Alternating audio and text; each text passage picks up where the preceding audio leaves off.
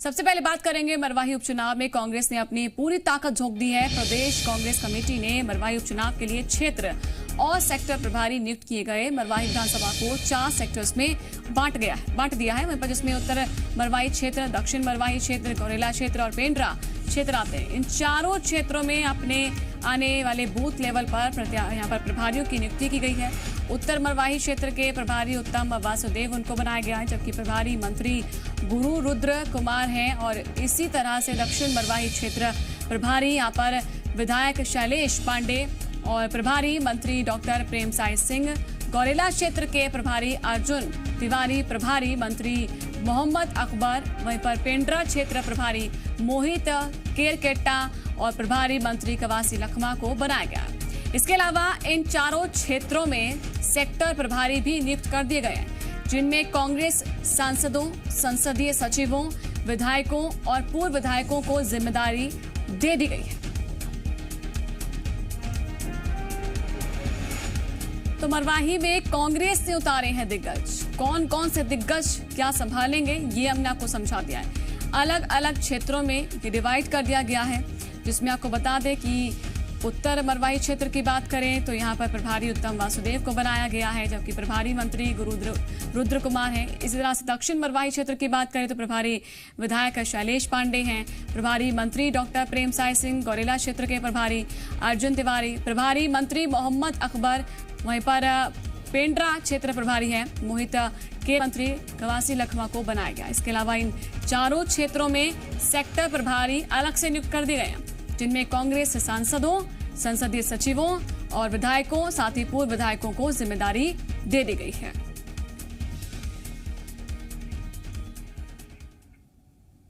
मरवाही उपचुनाव को लेकर कांग्रेस और बीजेपी ने दम लगा दिया है। मरवाही में मंत्रियों और कांग्रेस विधायकों की बड़ी टीम लगाने पर रविंद्र चौबे ने कहा, हम हर उपचुनाव को पूरी ताकत के साथ लड़ते हैं।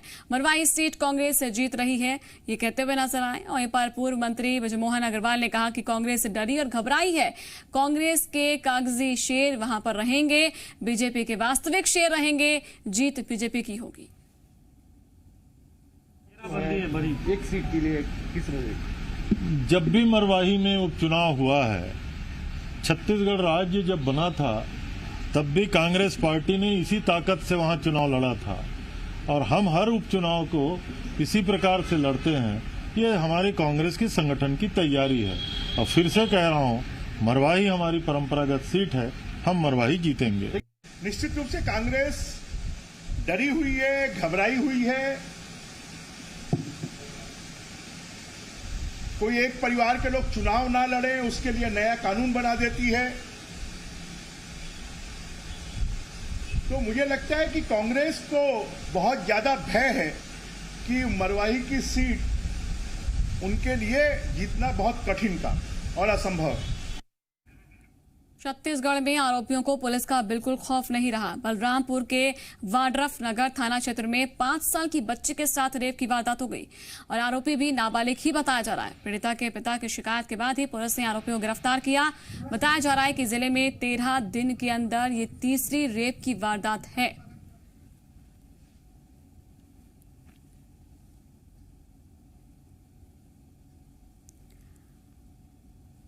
तो लगातार हो रहे इस तरह के मामले, सवाल इस पर उठते हैं। आपको बता दें, 13 दिनों के अंदर ये तीसरी रेप की वारदात सामने आई है।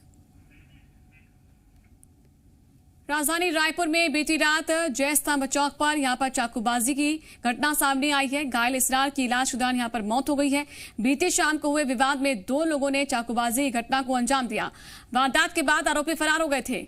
हालांकि दोनों आरोपियों ने पुलिस के सामने सरेंडर भी कर दिया। फिलहाल पुलिस आरोपियों से अभी पूछताछ कर रही है।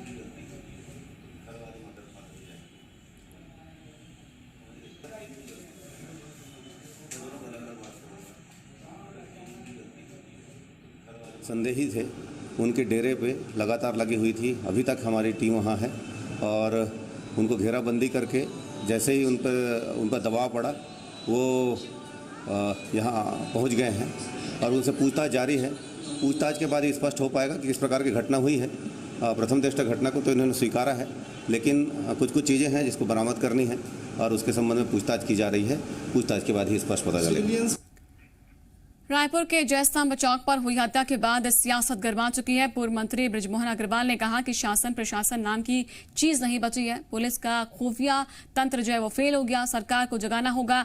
कृषि मंत्री रविंद्र चौबे ने कहा कि ये चिंता का विषय है, सरकार और विभाग स्तर पर मॉनिटरिंग की जा रही है। आने वाले समय में ये तय किया जाएगा कि अपराधियों तक पुलिस जल्द कैसे पहुंचे। छत्तीसगढ़ को धीरे धीरे अपराधगढ़ बनता जा रहा है। सरकार में उच्च पदों पर बैठे हुए लोगों को जो शांत प्रदेश छत्तीसगढ़ और नक्सलवाद को छोड़ दे तो हमेशा शांत प्रदेश रहा है। ये जो अपराधगढ़ बनता जा रहा है, इससे इसको बचाना पड़ेगा और सरकार को इसके प्रति जागृत होना पड़ेगा। निश्चित रूप से ये घटनाएं इनकी निंदा की जानी चाहिए और रायपुर शहर में जयस्तंभ चौक के पास ये घटना घटित हो गया, ये निश्चित रूप से हम लोगों के लिए चिंता का कारण है।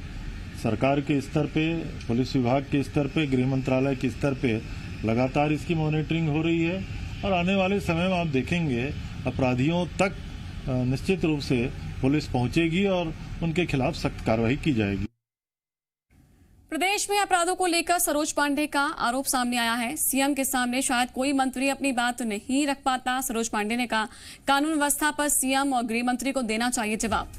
कानून व्यवस्था समेत हर मोर्चे पर फेल है सरकार, सरोज पांडे कहती नजर आई है।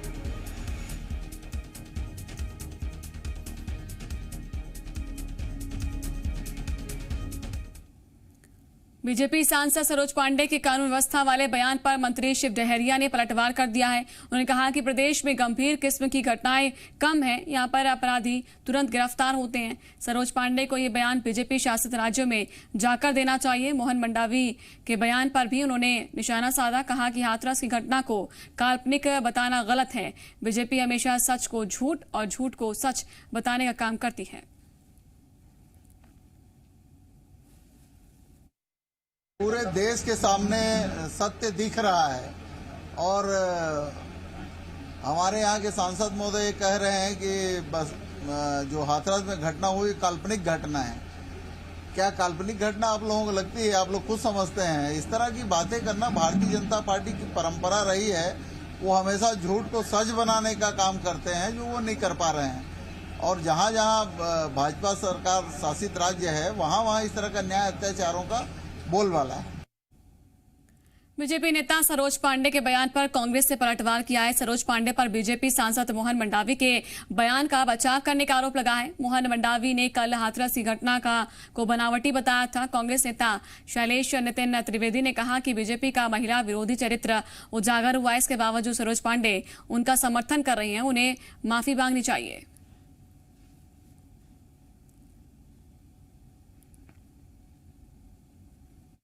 भाजपा सांसद मोहन मंडावी को माफी मांगना चाहिए और मोहन मंडावी के बचाव में उतरी भाजपा नेता सरोज पांडे को भी अब क्षमा याचना करना चाहिए। सरोज पांडे जी एक महिला है और उनसे हम ये आशा करते थे कि कम से कम वे महिला अनाचार से जुड़े इस मुद्दे में न्याय की बात करेंगे, लेकिन सरोज पांडे ने भी इस मामले में भारतीय जनता पार्टी का वही रूप दिखा दिया है जो भाजपा का नारी विरोधी चरित्र स्पष्ट उजागर करता है। दंतेवाड़ा में नक्सलियों के खिलाफ पुलिस लगातार कार्रवाई कर रही है और यहां पर इडरीपाल के जंगलों में डीआरजी के जवानों ने नक्सलियों का कैंप ध्वस्त कर दिया है। साथ ही मौके से 2 राइफल नक्सल सामग्री जब्त की गई है। जवानों को अपनी तरफ आते देख नक्सली मौके से फरार भी हो गए। इस दौरान जवानों ने नक्सलियों का पीछा भी किया, काफी दूर तक उन्हें खदेड़ा भी और मिरतुर थाना क्षेत्र की ये पूरी घटना बताई जा रही है। तो नक्सलियों के खिलाफ पुलिस की कार्रवाई लगातार तेज होती हुई नजर आ रही है। आपको बता दें कि यहाँ पर मौके से 2 राइफल नक्सल की जो सामग्री है वो जब्त कर दी गई। बताया जा रहा है कि यहाँ पर जंगलों में डीआरजी के जवानों ने नक्सलियों का कैंप जो है ध्वस्त कर दिया है। काफी कुछ यहाँ पर बरामद किया गया है, कई सामग्री जब्त कर ली गई है। जवानों को अभी तरफ आते देख यहाँ पर नक्सली मौके से फरार भी हो गए। तो इस दौरान जवानों ने नक्सलियों का पीछा किया, काफी दूर तक उनको खदेड़ा। मिरतुर थाना क्षेत्र की पूरी घटना बताई जा रही है, जहां पर देखिए भारी मात्रा में सामान मिलाई, सामग्री मिली है, हथियार भी मिले हैं। इस पर ज्यादा जानकारी देने के लिए बप्पी राय हमारे साथ जुड़ चुके हैं, जी मीडिया संवाददाता। बप्पी राय, आपके पास क्या कुछ जानकारी है? पुलिस की कार्रवाई लगातार चल रही है नक्सलियों के खिलाफ। लगातार अगर बात किया जाए 2 दिनों से दंतेवाड़ा और बीजापुर की पुलिस संयुक्त रूप से दंतेवाड़ा और बीजापुर का क्षेत्र जो मृत्यु इलाका है, जो दूर नक्सल इन्फेक्टेड इलाका है, राजधानी की नक्सलियों की राजधानी कहा जाता है, उन इलाकों में गश्ती की सूचना मिल रहा था कि उन इलाकों में लगातार नक्सलियों की मौजूदगी और बड़े लीडर उन इलाकों में मौजूद है। इसी दौरान दंतेवाड़ा की डीआरजी की टीम जो दंतेवाड़ा जो जंगल है और बीजापुर के सरहदी क्षेत्र में पहाड़ों के नीचे उतरी थी। उसी समय नक्सली जहाँ पे कैंप लगा के बैठे थे और पुलिस फोर्स को आते देख के भागे। उसी समय जवाबी कार्रवाई लगातार नक्सलियों के ऊपर गोलीबारी की गई और नक्सली कैंप छोड़ के भागने में और जंगलों का आहार लेके भागने में सफल हुए। लेकिन फिलहाल अगर घटनास्थल में बात किया जाए 2 भरमार बंदूक बरामद किया गया है और इसके अलावा जो है जंगलों में लगातार सर्चिंग की जा रही है। बिल्कुल, लेकिन बप्पी राय, इससे ये अब अंदाजा लगा सकते हैं कि नक्सलियों को समझ आ गया है कि सुरक्षा बलों ने उनके खिलाफ कार्रवाई शुरू कर दी है। अब उनको अपनी जान बचानी होगी या सरेंडर करना होगा, इसके अलावा कोई विकल्प नहीं उनके सामने। एक तरफ देखा जाए दंतेवाड़ा जिले में अभी फिलहाल नॉन बायोटिक अभियान चलाया जा रहा है, जिसके तहत अगर देखा जाए 234 नक्सलियों ने आत्मसमर्पण किया गया है। और इसके अलावा जिसमें 34 ऐसे नक्सली जो इनामी नक्सली है, वही बीजापुर क्षेत्र में भी लगातार फोर्स अंदरूनी इलाकों में घुस रही है, नक्सलियों के आधारभूत क्षेत्रों इलाकों में घुस रही है। तो कहीं ना कहीं इस समय अगर देखा जाए फोर्स बहुत आक्रामक है और नक्सली काफी बैकफुट में देखे जा रहे हैं। शुक्रिया आपका जानकारी के लिए बप्पी राय। आगे बढ़ेंगे। कोरिया जिले के बैकुंठपुर में शारीरिक शोषण का मामला सामने आया है। यहां पर एक महिला अधिकारी शारीरिक शोषण का शिकार हुई है। बताया जा रहा है कि पीड़ित महिला अधिकारी ने यहां पर अजाक थाने में 5 महीने पहले मामला दर्ज कराया, लेकिन अभी तक कोई कार्रवाई नहीं हुई है।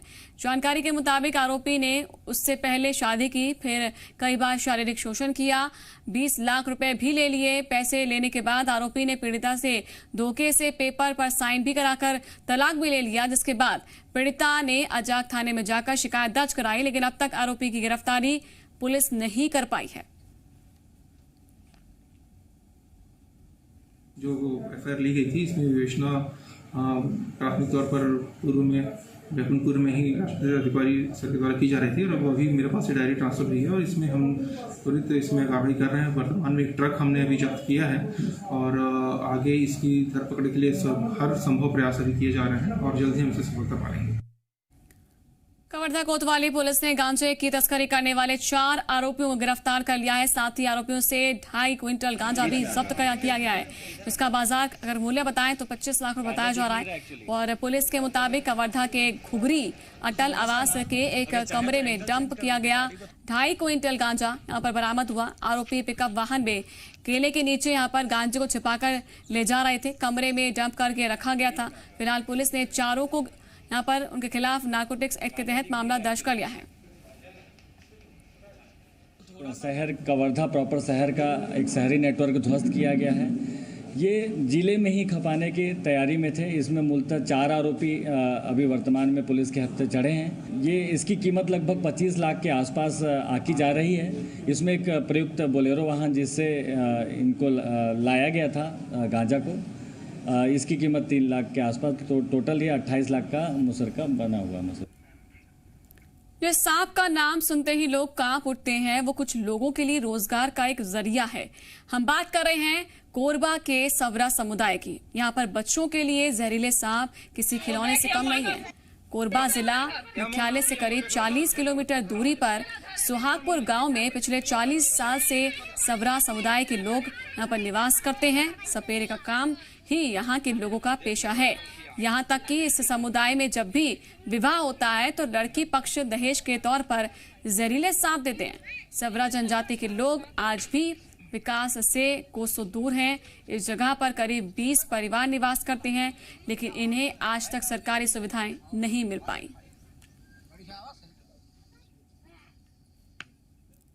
बस सांप देखा के मांगना खाना है और बनली भूति करथन निदई कोई का करबे, ज्यादा दिन नहीं रखन, अपन पेट चलत एक बार एक 2 महीना करथन तक छोड़ बोला राखिच नहीं रहा। एला तो भैया वही तो हमार जीवन अब दिखाए के कमाथन खाथन होइला।